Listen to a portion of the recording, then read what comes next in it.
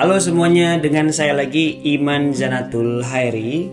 Kali ini kita akan membahas materi sejarah kelas 11 untuk fase F. Materi kita berkaitan dengan kolonialisme. Sebelum kita bicara tentang kolonialisme, kita harus tahu latar belakangnya. Di dunia ini sebelum kedatangan bangsa barat sudah ada perdagangan dunia. Kita menyebutnya sebagai jalur sutra, jalur nusantara, atau jalur rempah.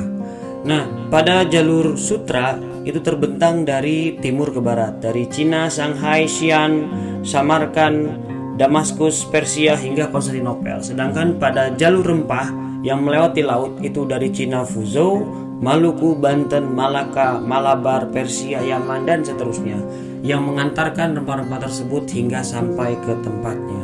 Oke, bagaimana kemudian bangsa barat hingga akhirnya datang ke dunia timur? Yang pertama adalah akibat jatuhnya Konstantinopel sebagai pintu masuk perdagangan bangsa barat yang jatuh ke tangan Turki.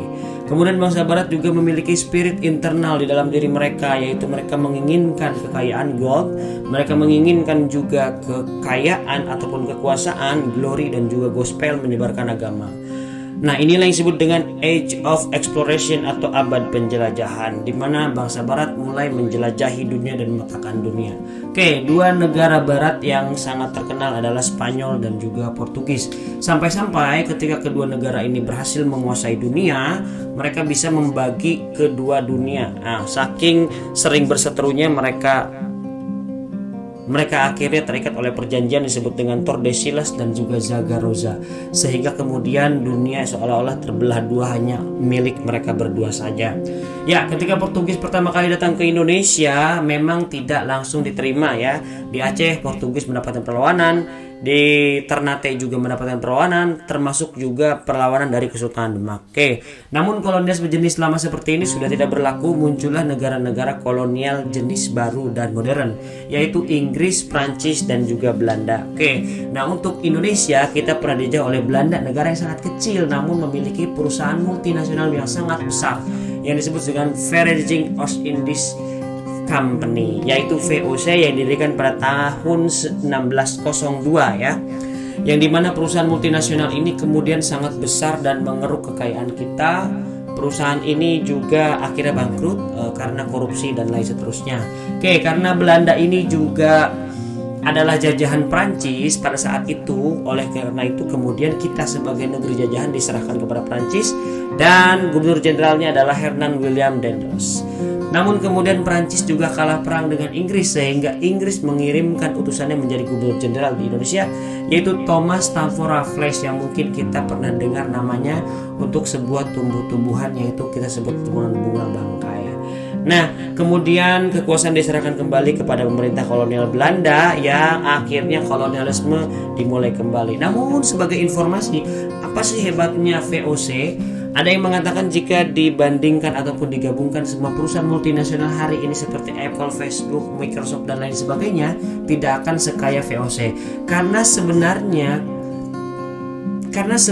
VOC ini memiliki hak yang sangat istimewa yang mungkin sampai hari tidak ada yang bisa menyainginya. Yang pertama adalah monopoli hak dagang. Kita menyebutnya sebagai hak oktroy. Yang pertama adalah monopoli hak dagang, mencetak, menerbitkan uang, memiliki wakil pemerintahan, mengadakan perjanjian, punya pemerintahan sendiri, bisa perang dengan negara lain, memiliki kehakiman, memiliki angkatan perang, dan memungut pajak. Oke, selain itu kemudian setelah VOC bangkrut, dijajah oleh Prancis dan juga Inggris dan kembali ke pemerintah kolonial, salah satu gubernur jenderal yang sangat terkenal pada masa itu adalah Johannes van der Bos. Johannes van der Bos ini memiliki ide bagaimana kalau pemerintah Belanda, kerajaan Belanda ini mulai menerapkan gaya penjajahan baru, yaitu dengan tanam paksa atau kultur stelsel. Mengingat bahwa harga rempah-rempah sudah tidak mahal lagi dan digantikan oleh tanaman komoditas baru yang saat itu baru disukai seperti kopi, gula, dan teh. Pada praktiknya tanam paksa ini justru hanya merugikan masyarakat. Kenapa? Dari kebijakan kultur stelsel, petani justru malah menanam melebihi ketentuan.